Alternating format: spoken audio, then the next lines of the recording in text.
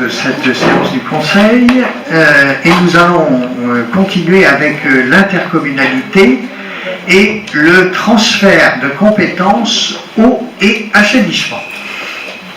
Donc, la loi NOTRe, adoptée le 7 août 2015, a prévu que les communautés d'agglomération et les communautés de communes exerceront obligatoirement les compétences eau et assainissement à compter du 1er janvier 2020. Ces dispositions ont été assouplies pour les communautés de communes par la loi du 3 août 2018 relative à la mise en œuvre de ces transferts. Le transfert peut maintenant être reporté de plein droit au 1er janvier 2026. Cette compétence est aujourd'hui déléguée par la commune de Malétroit au syndicat Vallon-d'Oust, syndicat d'assainissement, c'est-à-dire que vous connaissez sous le nom du VOSA, syndicat regroupant les communes de Malétroit, Saint-Marcel et Michiriac. Le VOSA, dont fait partie Jean-Marc, également Marc et Alain, le VOSA recommande de reporter le transfert de compétences compte tenu des conséquences financières et organisationnelles que cela pourrait représenter. Sur ce sujet très technique, il est essentiel de ne pas se précipiter et d'organiser dans le temps un transfert qui assure la pérennité et la sécurité des services tant aux particuliers qu'aux entreprises. Je vous précise que la commune de Michiriac s'est déjà prononcée contre le transfert à l'OBC. Je ne sais pas, Saint-Marcel aussi. De même que Saint-Marcel s'est fait aussi CAT. Alors, contre le transfert, évidemment, pour 2020, puisque je vous ai dit que le report était, on pouvait aller jusqu'en 2026. C'est ça. C'est ça, ou plus tard. Mais ça peut être fait aussi entre-temps. Ça peut être fait dans 2 ans, dans 3 ans. Mais pour le moment, c'est une sécurité que nous préconise notamment notre syndicat, le VOSA, donc, qui nous regroupe avec Michiriac et Saint-Marcel. Avez-vous des questions ou des interrogations? Eh bien, écoutez, dans ce cas, approuvez-vous le transfert de la compétence eau et assainissement à l'EPCI Oust à Brocéliande Communauté? Qui est pour? Qui s'abstient? Qui est contre? Voilà, mais pour 2020, hein, pour 2020, et je l'avais dit en amont. C'est vrai que c'est important. Mais vous savez, la loi changera peut-être encore. Hein. D'ici 2026, vous savez, il y a encore beaucoup de choses qui sont appelées à changer. Si ça se trouve, ce sera 2030 ou 2035. Alors, donc, nous allons pouvoir maintenant passer au sujet du camping municipal. Alors, procédure de déclassement de parcelles communales. Au cours du conseil municipal du 11 juillet 2017, nous avons pris la décision de vendre le camping municipal. À cette occasion, nous avions prononcé le déclassement du bien par anticipation en vue de sa vente.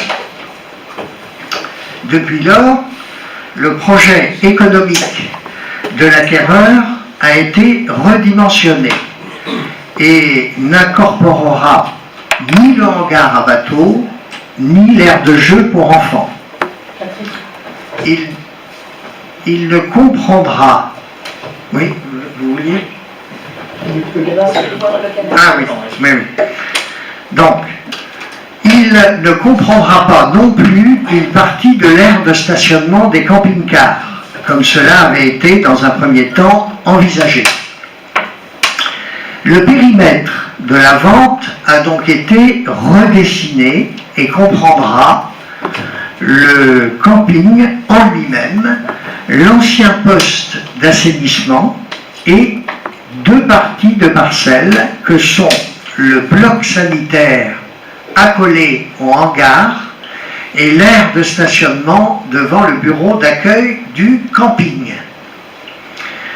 Je précise donc d'emblée que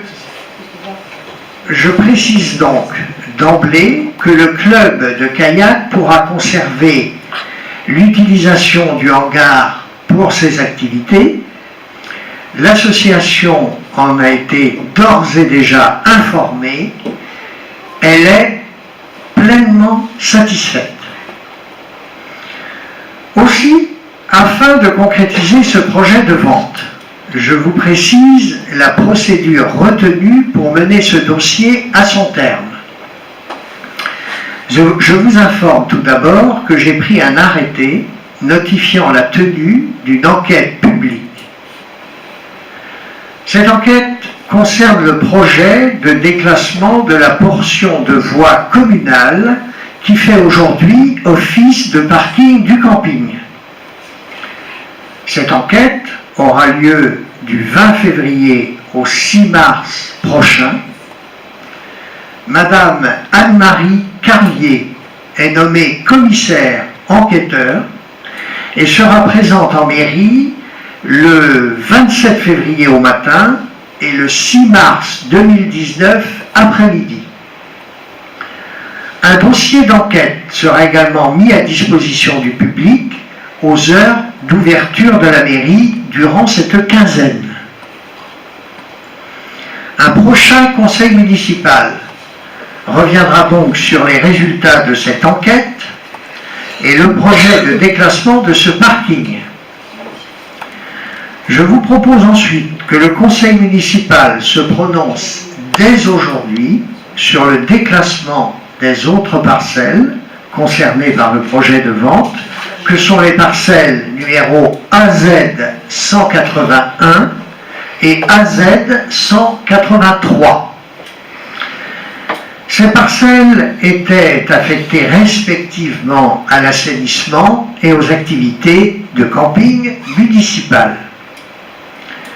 Le poste de relevage n'est plus fonctionnel et sera démonté et le camping municipal est fermé depuis le 15 septembre 2018.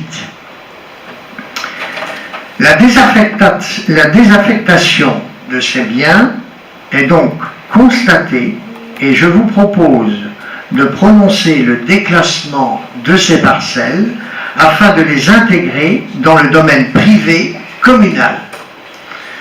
Voilà, avez-vous, avant de passer au vote, des questions, des remarques Voilà, vous avez le plan sous les yeux. Oui, on est bien d'accord, les deux parcelles, c'est bien le camping actuel, l'ancien locaux de la piscine et le poste de relevage. C'est bien ça. On revient à la base du camping, en fait, c'est le périmètre du camping actuel. Tout à fait, c'est ce que j'ai expliqué tout à l'heure. Ok. Voilà. Donc au niveau du prix de vente, il est fixé. Alors, nous reviendrons dans une prochaine séance du conseil municipal, c'est-à-dire qu'on va faire par étapes. Aujourd'hui, c'est cette étape-là, et nous reviendrons dans une prochaine séance sur d'autres points concernant cette vente de camping. Ça veut dire également, monsieur le maire, que le stationnement des camping-cars reste en place.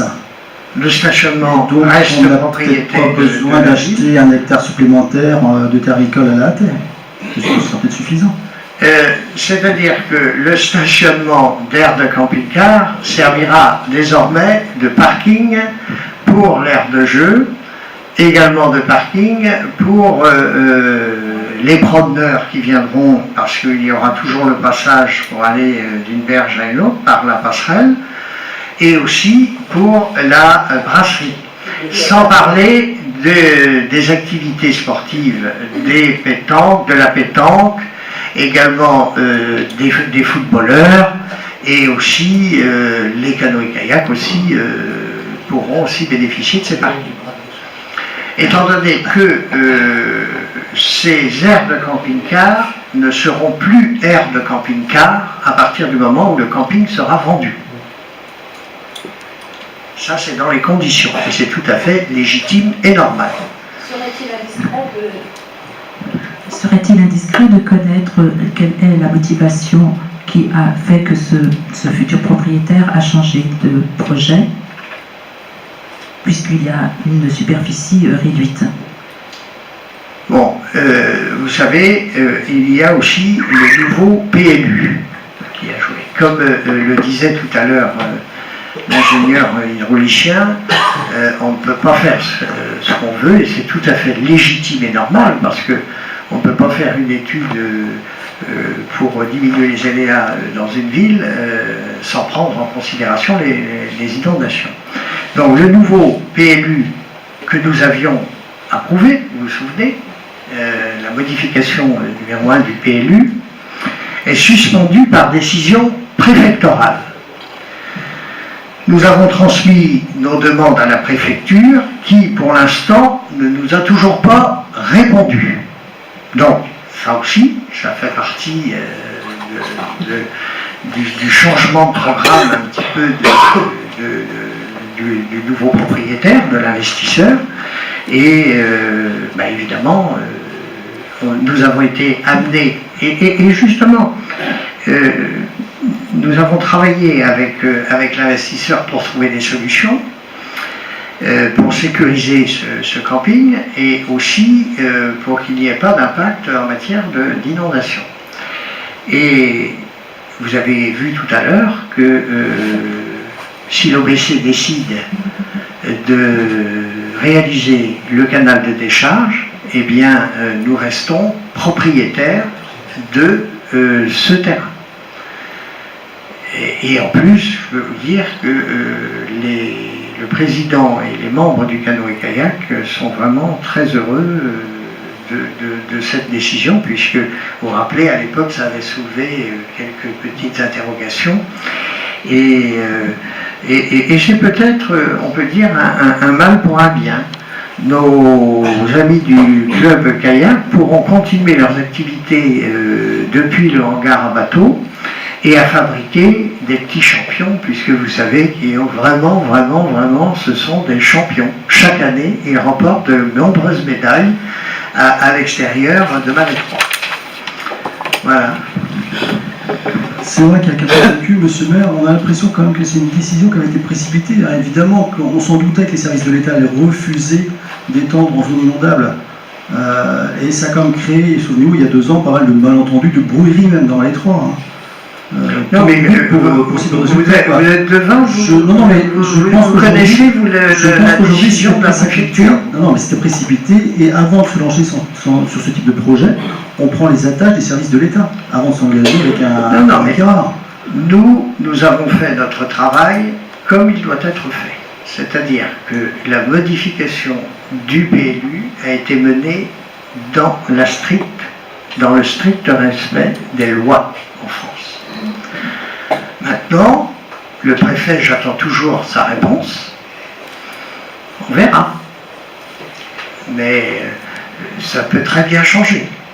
Le PLU peut très bien être un jour accepté, la modification du PLU. Voilà. Et puis, vous savez, quand on est sur des projets aussi importants, et que nous avons des investisseurs sérieux qui souhaitent investir à Malétroit pour développer l'économie touristique, pour développer l'attractivité de la ville, parce que ce seront vraiment des professionnels privés, eh bien, on ne peut que se réjouir. Alors, il est évident que, quelquefois, ça fait comme les inondations, il y a des aléas en cours de parcours. Et à ce moment-là, c'est comme dans une entreprise. C'est facile de dire, il fallait faire comme ceci, il fallait faire comme cela. Eh bien, une entreprise, c'est la même chose. Elle rencontre quelquefois des aléas et elle redresse sa position, elle revoit les choses pour avancer. Et nous, c'est ce que nous faisons, et il faut avancer. Et nous avançons, et voilà, nous pouvons nous réjouir que quelqu'un puisse reprendre ce camping, des professionnels puissent prendre ce camping à Valais 3. Je voudrais savoir s'il y a un plan B. C'est-à-dire, est-ce qu'il va y avoir un camping cet été à Valais 3? On continue les choses puisque ça va être très long. Donc il va être très difficile, je pense, de lutter un peu contre le préfet, certainement. Et donc, est-ce qu'il y a, vous avez prévu certainement, quelqu'un pour ouvrir le camping en façon municipale? C'est-à-dire qu'il y aura une suite, puisque nous sommes en train de nous diriger vers la vente du camping. À partir du moment où on se dirige vers la vente du camping, le camping sera tenu par des professionnels pour l'été prochain. Et si la vente ne se fait pas? Et pour quelle raison? La difficulté de mettre des bâtiments sur pilotis dans cet endroit-là. Mais on ne parle pas de ça ce soir. Ça n'a rien à voir dans notre conversation de ce soir. C'est-à-dire qu'aujourd'hui, on vend le camping tel qu'il est à ce jour et tel que le PLU est applicable aujourd'hui. Donc, de toute manière, ce camping continuera. Vous n'avez pas de plan B. Donc nous sommes en février aujourd'hui et vous comptez que pour mai prochain, l'investisseur privé sera déjà en place pour assurer l'accueil qu'assurait avant Avilieu. Si le conseil municipal continue de bien progresser et de voter, de ne pas revenir sur sa décision, eh bien le camping sera ouvert pour la saison prochaine. À défaut, on pourra continuer en régie municipale puisque ça nous rapporte un peu d'argent quand même. Donc, ça ne se fait pas avant l'été. Mais de toute façon, on verra. Mais le camping, on dirait que vous ne voudriez pas. Mais c'est votre droit. C'est-à-dire que chacun est libre. Mais si je comprends bien, vous ne voulez pas qu'on vende le camping. Mais c'est pas du tout ça, mais moi j'ai pensé à un plan B quand même. Pas vous. Ah bon, on ne pense pas à grand-chose. Ne vous inquiétez pas, tout est prévu. C'est évident qu'on ne va pas s'embarquer à la légère sur une vente de camping. La première fois que nous avions donc abordé cette éventualité de nous séparer de ce camping, ça date du 18 octobre 2016, la première annonce. Puis avec plusieurs conseils municipaux, nous en avions en effet débattu. Et la vie finale avait donc été par rapport à une certaine majorité qui s'est prononcée pour la vente. Et nous voyons que les choses sont un peu compliquées. Et en effet, par rapport à le bilan qui a été donné au niveau le bilan estival qui avait été donné par Vincent, chaque année, il y avait des résultats intéressants, positifs, tout au moins de 2015-2016, toujours un pourcentage encore plus qui augmente. Ça avait été précisé d'ailleurs 7% de 2015 à 2016. Et les années suivantes, Vincent avait toujours présenté un positif par rapport à cette rentabilité. Et c'est pour cela que cette question est posée. En effet, si cette personne désire acquérir ce terrain par rapport à un investisseur privé, y a-t-il toujours cette sécurité que ça reste bien exploité en camping? Car il peut très bien y avoir une décision autre, un propriétaire peut arrêter d'exploiter. Donc qu'en est-il par rapport à cette sécurité d'avoir un camping sur Valais 3? Il est évident que, Mme Trégouette, si on vend un camping, c'est pour que ce soit exploité en camping. Ce sera dans les conditions de vente, c'est évident. C'est un camping, ça restera un camping.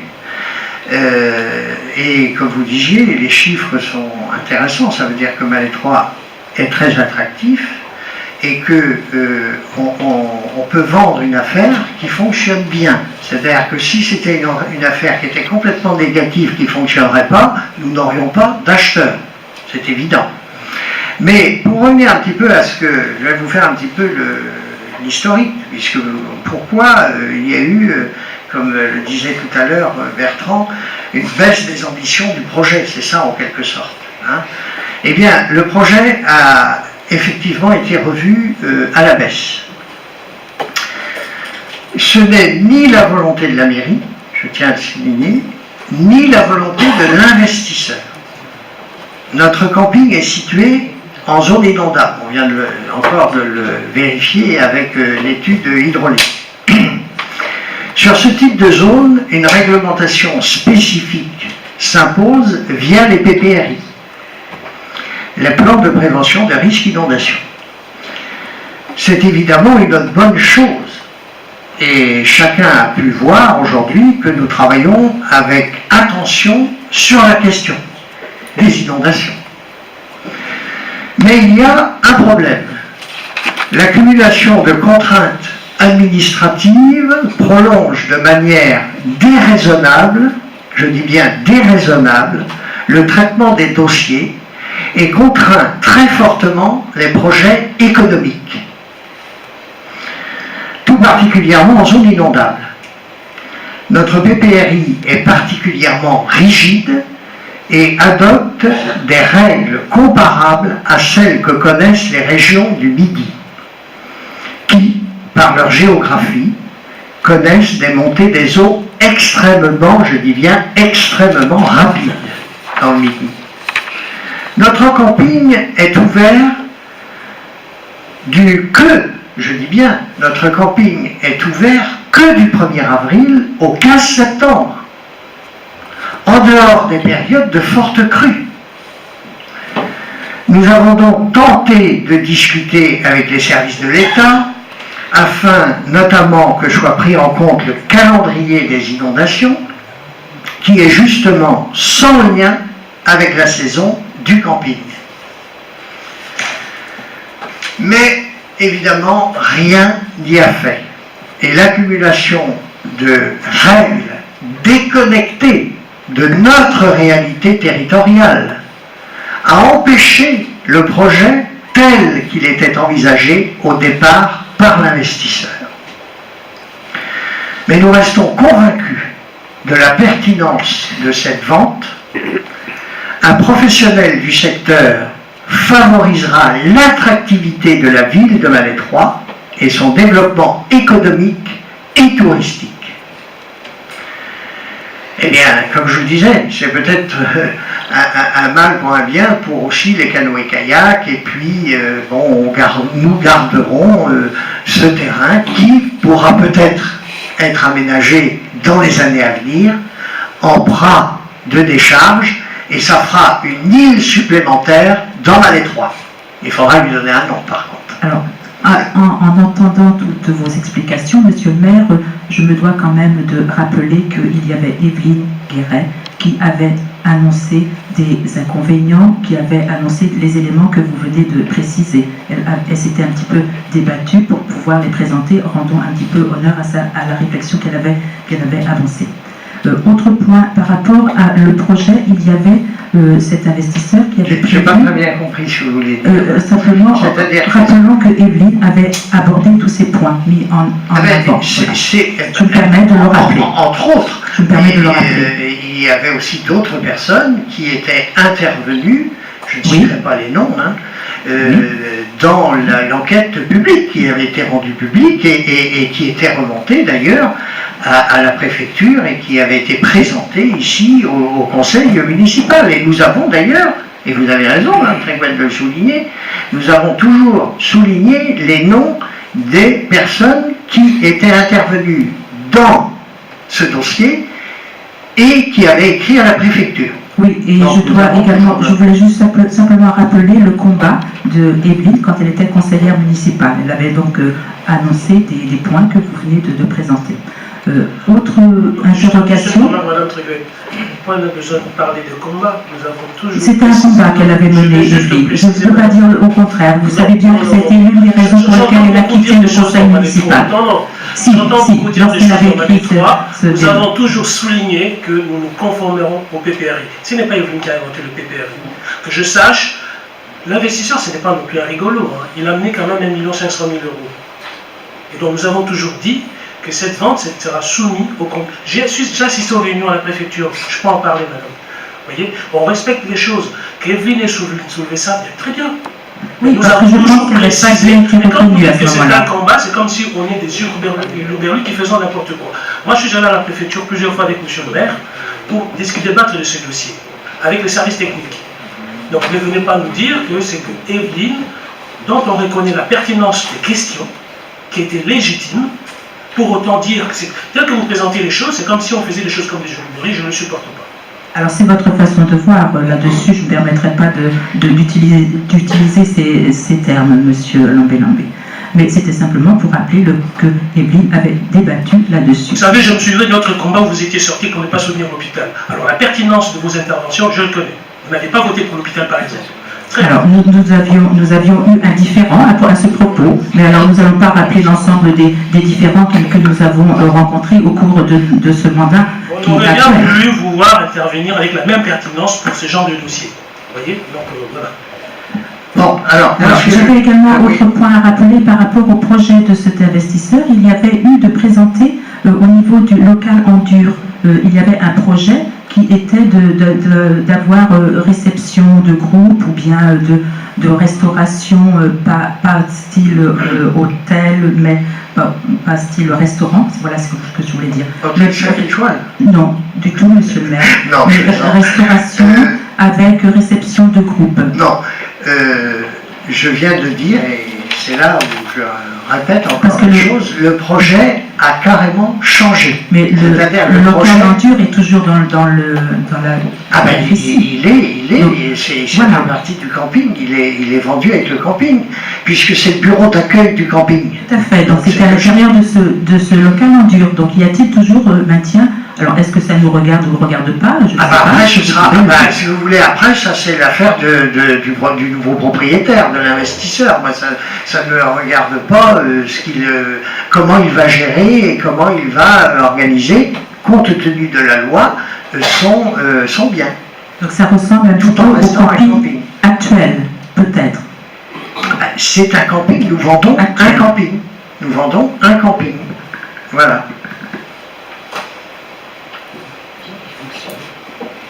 Alors, approuvez-vous le déclassement du domaine public des parcelles numéro AZ 181 et AZ 183?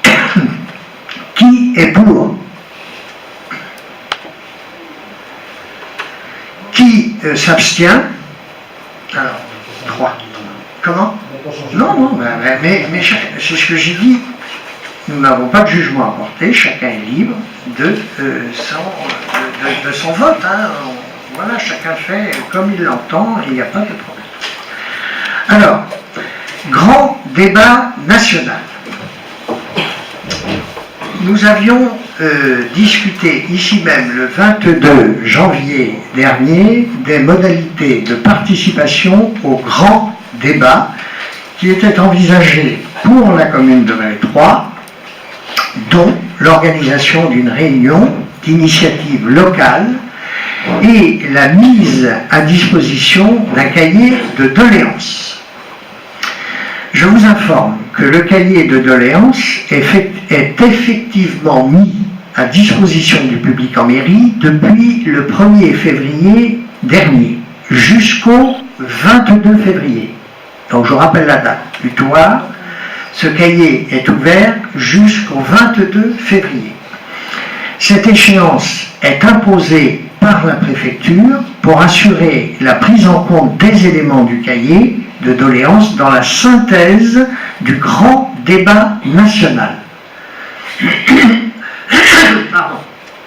Par ailleurs, la réunion d'initiative locale sera organisée ce vendredi de cette semaine, vendredi 15 à 18h30 à la salle des fêtes. Cette réunion sera animée par un consultant en communication, M. Tugdual Ruellan, avec qui nous avions déjà travaillé lors de la table ronde concernant les inondations. Il sera garant d'une animation neutre afin que chacun puisse participer au débat. Alors, donc, je vous rappelle, ce sera donc vendredi de cette semaine à 18h30 à la salle des fêtes. Alors, tout le monde, toutes les personnes qui souhaitent débattre, eh bien, sont évidemment les bienvenus et sont invités les bienvenus. Monsieur Donc l'avis met à disposition de la salle des fêtes, et y a-t-il un coût d'intervention pour le communicant, enfin le consultant, Ah ben bien sûr, qui est pris en charge par la ville de Malétroit. par la ville de Malétroit? Je peux même vous donner le prix. Je crois que c'est 300 € TTC, c'est pas ça? 250 hors taxe. Voilà, 250 € hors taxe. Qui seront remboursés peut-être après par la présidence de la République. Hein?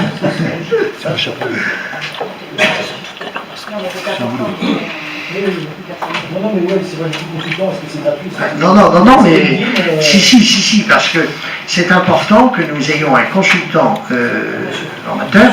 Alors, je vois la communauté de communes organise aussi par un consultant de l'ARIC. Alors, je pense aussi que le consultant ne va pas venir de Rennes gratuitement. C'est la communauté de communes qui va prendre les frais de ce consultant. Hein, c'est évident. Voilà. Alors, ensuite, arrêté municipal. Donc, avant de passer aux questions diverses, j'informe le conseil municipal de la prise d'un arrêté de fermeture. Oui, j'ai été amené à prendre un arrêté de fermeture de l'école Paul Gauguin pendant la durée des vacances scolaires de février. Des travaux de mise en conformité doivent être réalisés durant cette période afin de répondre aux demandes de la commission de sécurité. Donc voilà, je tenais à vous... Vous savez que chaque arrêté est important, je vous communique les arrêtés que je signe. Sécurité. Alors, si vous voulez plus d'explications, Carole est vice-présidente du syndicat, hein, du SIGPS. SIGSP, syndicat scolaire Gauguin. Non, ce sont en fait, alors il y a eu des contrôles qui ont été faits en 2018 et malheureusement tous les documents n'ont pas été transmis aux préfectures parce que donc les travaux ont été faits depuis. Donc voilà, donc c'est juste une mise aux normes à transmettre à la préfecture. Et donc concernant les travaux, donc il y a l'alarme qui était défectueuse, donc qui va être fait donc pendant les travaux. Donc il n'y a aucun souci, donc le lundi 25 février, réouverture pourra rouvrir, il n'y a pas de souci.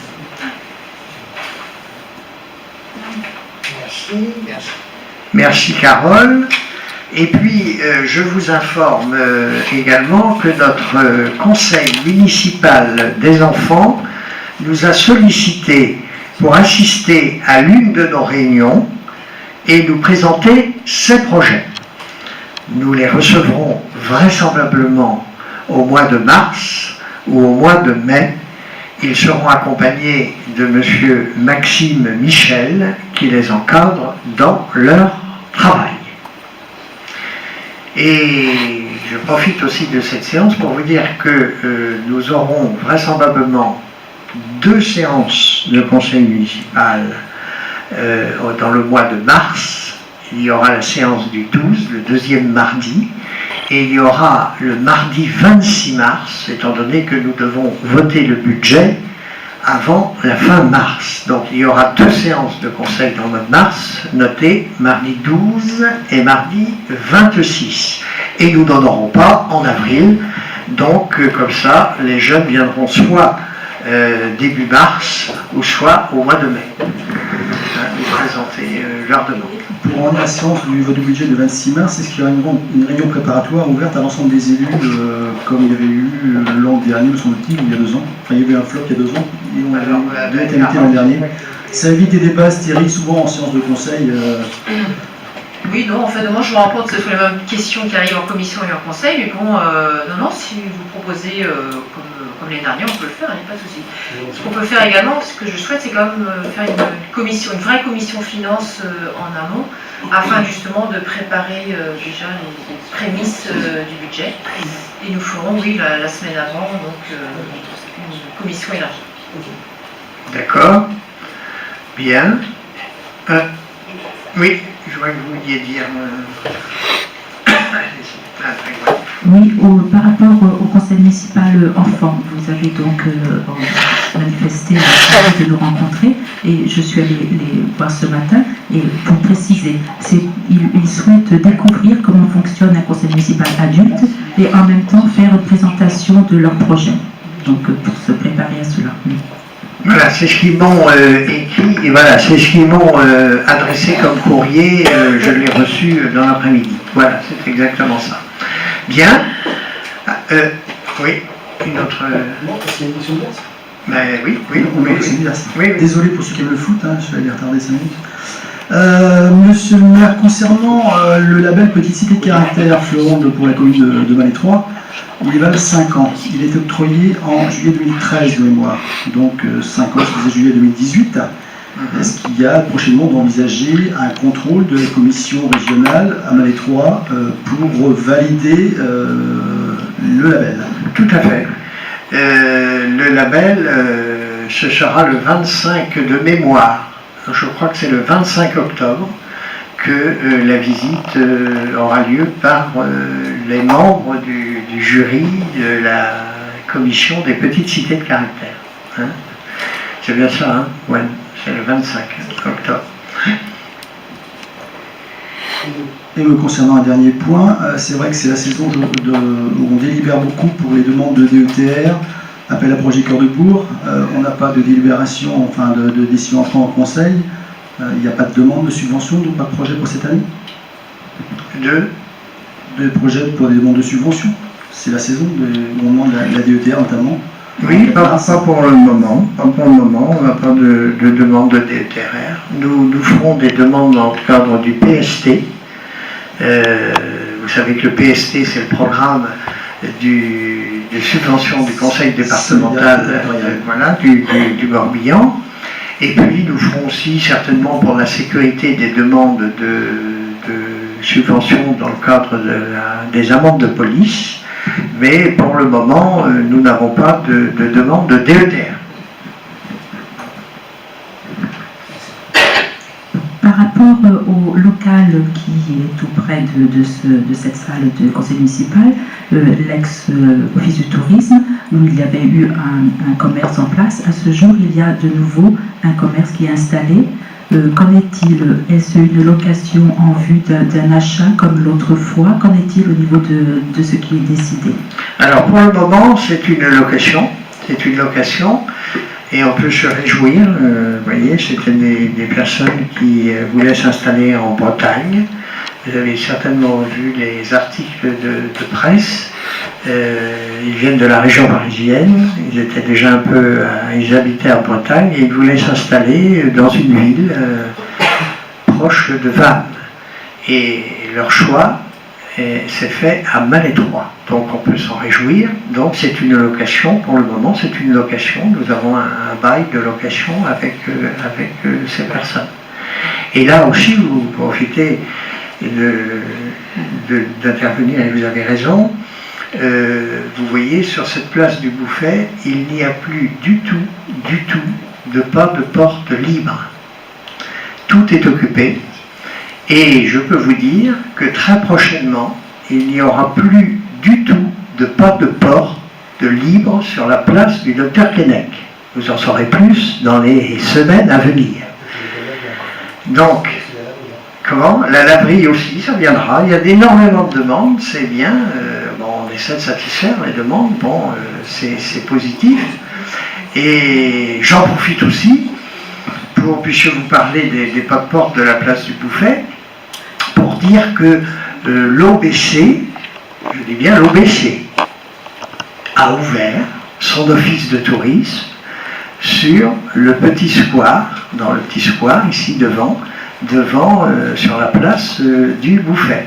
Et je vous incite à aller le visiter, c'est un nouveau concept, c'est le seul nouveau concept de l'OBC, de l'Office de tourisme qui a été ouvert, et c'est vraiment très sympathique à voir. Donc les touristes seront bien accueillis dans le pays de Malétroit.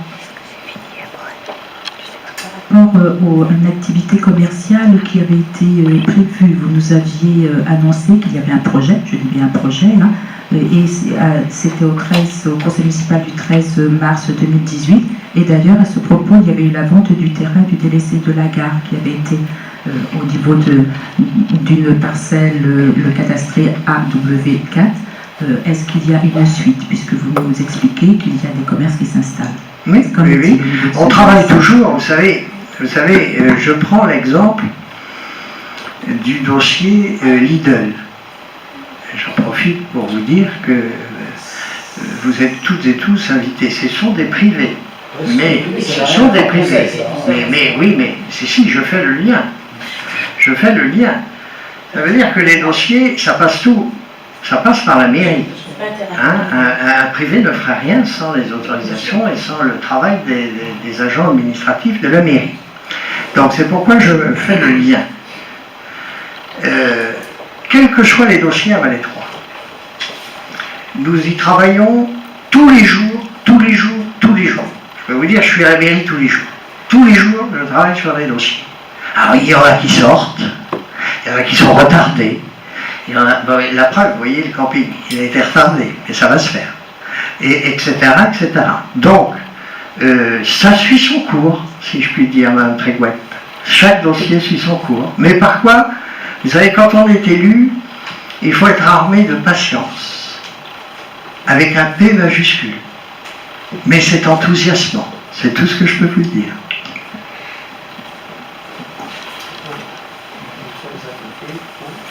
Alors, ce que je voulais dire, c'est que vous avez toutes et tous reçu une invitation pour vous ferez ce que vous voudrez, mais vous êtes invités à l'inauguration du nouveau magasin Lidl à Valais 3, et je signale que c'est le seul nouveau concept européen sur le territoire de l'OBC pour le moment. C'est le 6e en Bretagne, monsieur le maire, c'est pas le premier comme vous l'annoncez il y a 2 ans.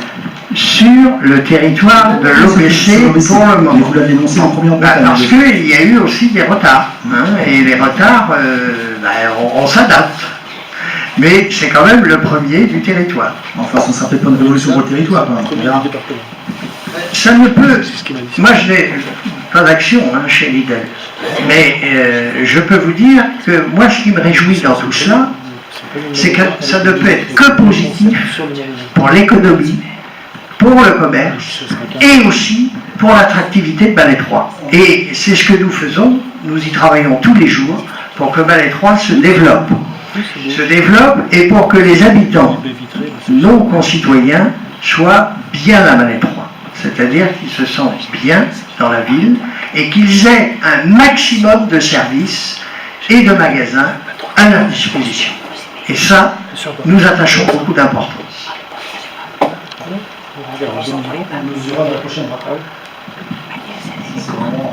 Ah ben, on mesurera, oui. Et puis, vous savez, il faut, c'est ça, il faut toujours avancer. C'est-à-dire que, vous savez, les anciens disaient, moi, ça me fait penser à un ancien qui disait toujours, écoute Bruno, quand on n'avance pas, on recule. Donc, il faut avancer et il faut y aller de l'avant. Merci. Alors écoutez, je vais vous souhaiter à toutes et à tous une excellente soirée. Ah, Jean a quelque chose à dire. Il est temps. Alors, je voudrais faire le micro. Non, merci, ça va. Alors, je voudrais faire un peu de publicité pour dimanche prochain, dimanche 17 février, c'est dans le cadre de Saint-Valentin. Il y aura un après-midi dansant.